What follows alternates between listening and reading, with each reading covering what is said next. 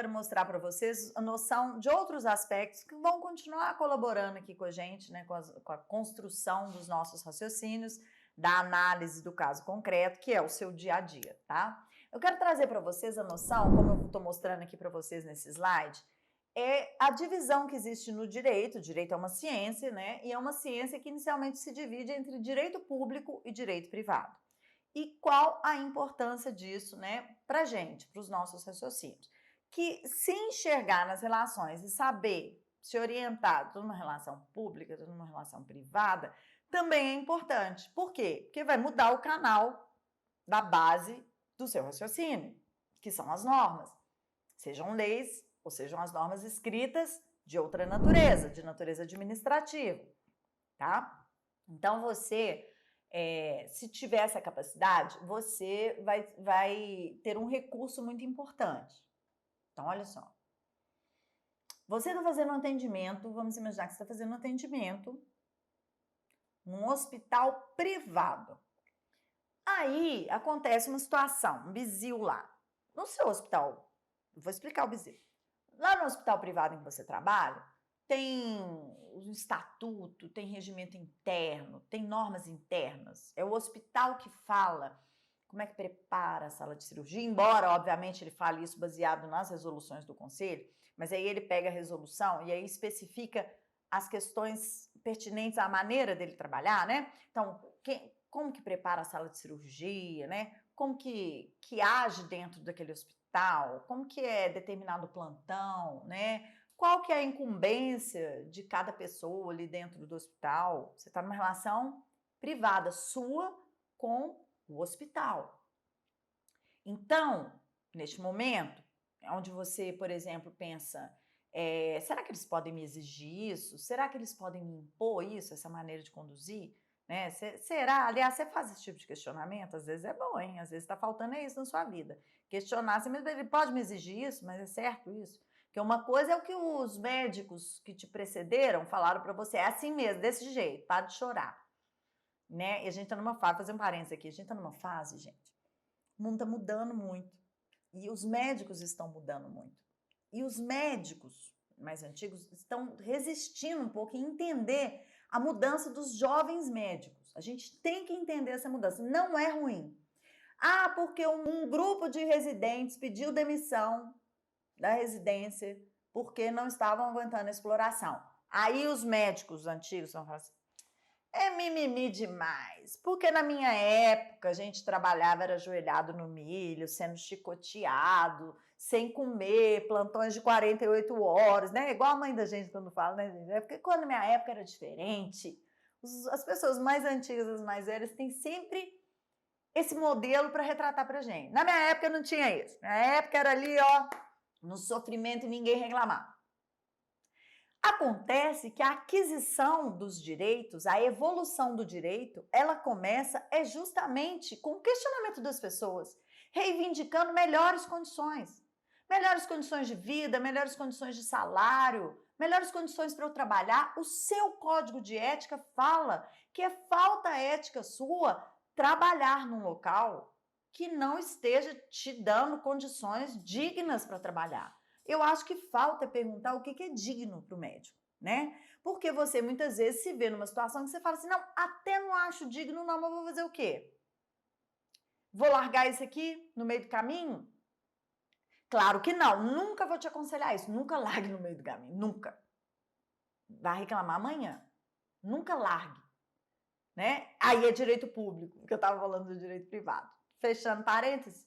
Então você está lá no seu ambiente de trabalho, e aí as coisas estão acontecendo, e aí você está numa relação lá particular, né? Onde existe um contrato, a gente acaba se submetendo a um modelo de contrato, mas a gente pode também questionar, né? Se esse valor, não sei, esse valor, é o valor de mercado, o valor de mercado não tá bom, não vou. É um direito seu, né? Bom, mas aí você tá lá nessa relação privada. Então, se alguma coisa der errado nessa relação privada, é algo privado que você vai resolver. Ou seja, na verdade, quando eu digo direito privado, eu estou dizendo assim, o Estado não dá nem aí pra gente. Se você não correr atrás do seu direito, ninguém vai fazer isso por você. E aí, muitas vezes, né? A pessoa fica ali esperando uma providência. Não vai vir providência. Não vai vir. Então, por exemplo, plantão. Não estou satisfeito com a remuneração. É um problema seu. Eu estou falando para o Estado, tá, gente? Eu me importo, de verdade. É um problema seu. Para o Estado, ele vai falar assim, que chato, que pena que tá ruim, né? Mas, não tá gostando? Não vai, não pega o serviço. O que não pode é no meio de serviço, né, gente? No meio de serviço, rodar a baiana e falar assim, eu nem tô ganhando para isso. Aí não vale. Por quê? Porque quando você está lá no seu atendimento com o paciente, o que está rolando aí, mesmo que esse paciente esteja pagando, e normalmente ele está pagando, porque o hospital é privado, tá? Excepcionalmente ele pode estar no atendimento público, mas eu não te aconselho pegar a ficha dele e olhar assim, ó, atendimento pelo SUS. Então ele está no atendimento público, ele não está me pagando. Não, esquece, não existe esse raciocínio, tá? Então é o seguinte, todo atendimento ali vai se pautar por um princípio maior que se aplica a todos nós, que é o quê? Direito à saúde, direito à vida. E aí ficou público. Dentro do hospital privado, nas suas relações privadas, o que você está fazendo tem todo um aspecto de direito público. Então, veja, minha remuneração é ruim, problema seu. Por quê? É direito privado. Aí eu vou lá no paciente, o paciente está, sei lá, não está colaborando, alguma coisa que você te dê vontade, tá, gente? Respeito a sua vontade. Não põe ela em prática sem conversar comigo antes. Vai dizer, aquela vontade de chutar o balde e falar assim para a pessoa. Assim, eu não vou também fazer isso não, a pessoa não está colaborando. Não. Porque ali no atendimento médico, né, e eu acho que vocês estudam isso e sabem isso melhor que eu, até a não colaboração do paciente, até a negativa do paciente em ser tratado, é uma questão médica para ser resolvida, né? Então, você vai falar assim, isso aqui é direito público, isso aqui importa para o Estado. Se importa para o Estado, quer ver que eu peço socorro aqui todo dia, não aparece ninguém. Você quer ver que em 5 minutos aparece alguém? A lei de Murphy, né, gente? Quando alguma coisa tem que dar errado para você, ela vai dar. E o dar errado é que alguém aparecer para te impedir de continuar uma determinada ação. É Ministério Público, mas por que o Ministério Público aparece assim, ó, quando o problema é com o paciente? Eu fico lá todo dia choramingando meu direito de trabalhar, de ganhar dignamente, porque não é interesse público.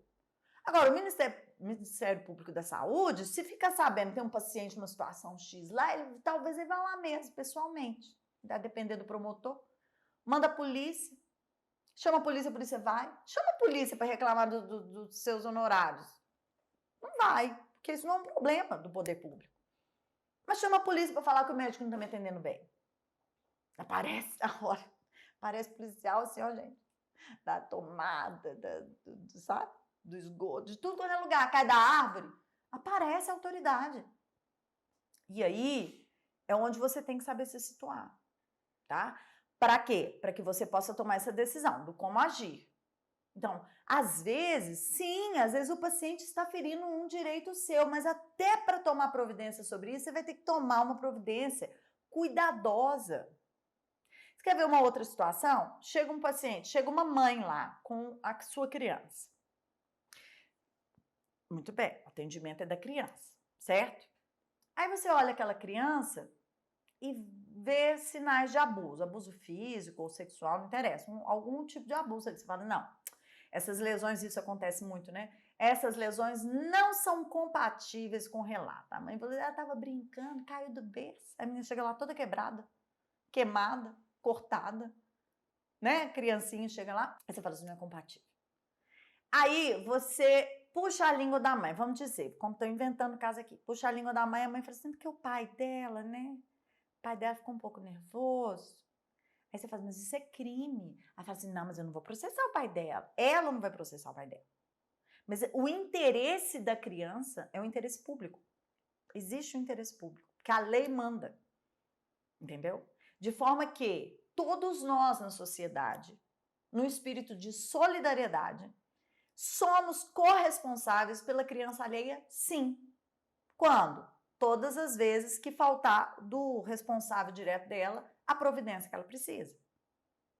Então, sim. Aí você vai falar assim, ah, tá, é bem verdade, eu sei que eu tenho lá a notificação compulsória. Tá, mas se você também estiver na sua casa e souber que o seu vizinho, né, tá praticando maltrato contra uma criança, né, que ele tá talvez negligenciando essa criança, os cuidados dela, você também pode e deve tomar providências.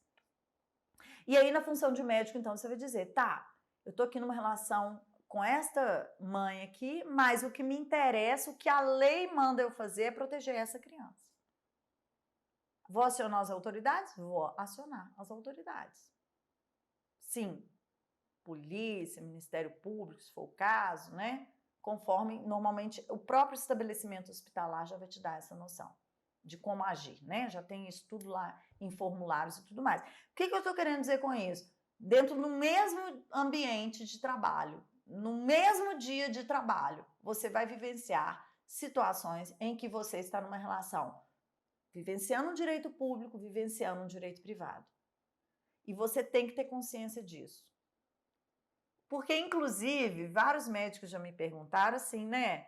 Quando a gente... Teve uma época que os médicos foram às ruas, né? Foram para as ruas para reivindicar melhores condições de trabalho, melhores salários, né? E aí eu falo assim, né, gente? Vamos imaginar que tem uns 450 médicos, um número assim redondo, 460 mil médicos no Brasil. Aí eu pergunto assim, quando a gente viu a Paulista cheia de manifestantes, ali foram estimados quantas pessoas? Quando a gente vê isso aqui, fala, não, negócio bonito, arrepia, gente, olha quanta gente na rua, né? Ali é a partir de 1 milhão de pessoas. A partir de 1 milhão de pessoas, você fala, nu, tá todo mundo na rua, lá na Paulista. Então, se você coloca 460 mil médicos, todos os médicos do país, lá na Paulista, não enche a Paulista, não enche. Mas a gente há de convir que nunca irão todos os 460 mil médicos. Porque muitos serão obrigados a estar trabalhando. Porque atendimento assistencial à saúde, né, é um direito que o Estado tem que oferecer. Então, mesmo diante de uma greve, tem que ter a reserva dos que vão ficar trabalhando. Então, já não foram 460 mil, que uns estavam de plantão, não pode abandonar o plantão. Outros estavam lá atendendo a reserva que o Estado mandou na lei. Aí não vai. Então, quando os médicos foram fazer esse movimento, eles reclamaram muito assim, porque a gente não tem apoio de ninguém. Eu falei, mas é lógico que vocês não têm apoio. A quem interessa a sua reivindicação? Aí muitos falaram, a todos. Se eu não tenho dignidade de trabalho, se eu não sou bem remunerado, eu não posso estar bem como médico. Verdade, o médico está certo. Só que quem se importa? Não, eu me importo. Muitas pessoas se importam. Eu quero dizer sobre a perspectiva do direito. Quem se importa? Por quê? Reivindicar as suas condições de trabalho, isso é um problema seu. Entre na justiça, né? Vá usar das ferramentas jurídicas para você reivindicar isso. E a grande questão é que o grande sujeito, o verdadeiro sujeito protegido nessa relação que envolve todos os sujeitos e agentes da saúde é o paciente. Então, o paciente é aquele consumidor que eu já falei para vocês e que vai ser protegido por associações de consumidor, PROCONs, Ministério Público do Consumidor, Ministério Público da Saúde, Ministério Público Criminal. Todo mundo vai querer proteger esse sujeito, até porque todos nós somos esse sujeito chamado paciente, consumidor, né? E aí, então, eles vão entrar em defesa do quê? Não, você não poderia estar aí nessa manifestação, você tinha que estar atendendo, né? Olha o que vocês estão fazendo com a saúde, vocês estão abandonando os postos de vocês para virem aqui manifestar, mas que absurdo. Ademais, só fazendo um adendo aqui, ademais, mesmo que às vezes as condições que o médico trabalha já não sejam, em termos de remuneração, as mesmas de antigamente e haja um sucateamento da estrutura a ser oferecida para a saúde, a verdade, gente, é que vocês ainda são a classe mais top que tem no país. Sob qual perspectiva? A perspectiva de que vocês continuam sendo os profissionais que, se formarem em medicina, todo mundo já entende. Aí você vai falar assim, eu não, eu nem tanto. Mas todo mundo entende o quê? Que você se sacrificou mais que todas as outras pessoas. O seu vestibular foi o mais difícil. Para você fazer o vestibular mais difícil e ter passado nele, então você já era um aluno, normalmente já se destacava nos seus resultados, né? E aí o médico é o doutor, é a autoridade, é o que salva a vida. e ainda se você considerar o país, se você considerar a realidade social e a remuneração média da maioria das pessoas, você ainda é uma pessoa muito privilegiada na nossa sociedade. Inclusive, fazer um parênteses aqui também, comentar, né? Eu acho que as pessoas têm muita inveja de médico, mas fecha parênteses e vamos continuar. Então, isso tudo faz as pessoas olharem e falar assim, tá bom, olha o carro dele, olha onde ele mora, olha a condição dele. Ele vem reclamar de salário? As pessoas não entendem ou não querem entender essa reivindicação. Então, elas não apoiam. Até porque, muitas vezes, reivindicar, né, a quem interessa? Ao seu pagador nunca vai interessar a melhoria das suas condições, né?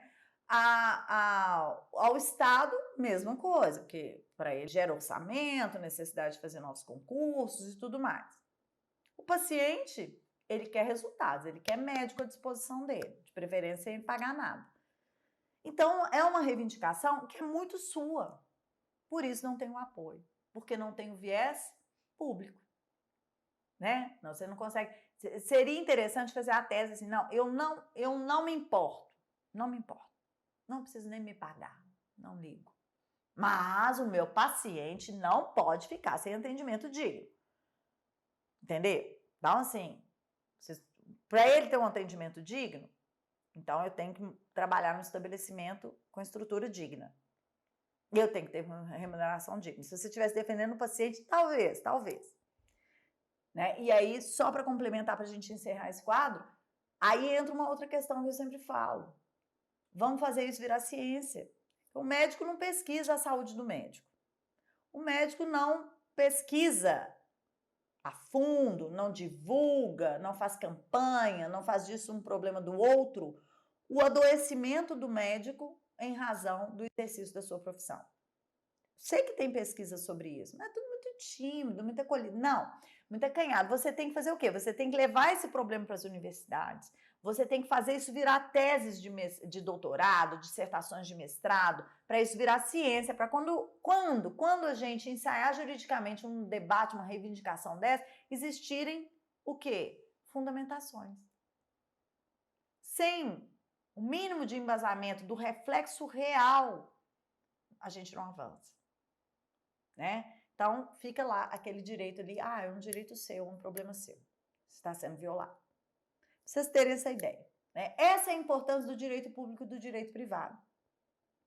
O Estado no direito, quando a relação ela atinge o direito público, o Estado vai interferir, a gente gostando ou não, chamando ou não, basta a autoridade ter conhecimento do que está acontecendo, ele vai agir.